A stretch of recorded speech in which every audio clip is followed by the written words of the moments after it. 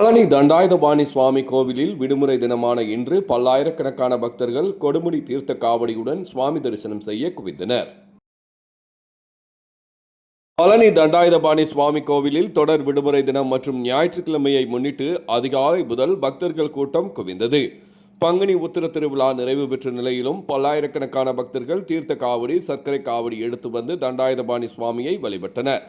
கட்டண தரிசன வரிசை, இலவச தரிசன வரிசை என அனைத்து பகுதிகளிலும் பக்தர்கள் நீண்ட வரிசையில் காத்திருந்தனர்.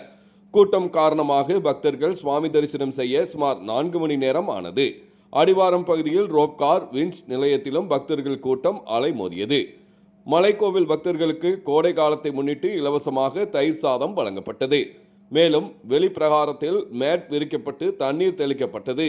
பக்தர்களுக்கு வேண்டிய சுகாதாரம், பாதுகாப்பு மற்றும் குடிநீர் வசதிகளை திருக்கோவில் நிர்வாகம் செய்திருந்தது. ஞாயிற்றுக்கிழமை மாலை 4 மணி அளவில் கிடைக்கப்பெற்ற தகவல்.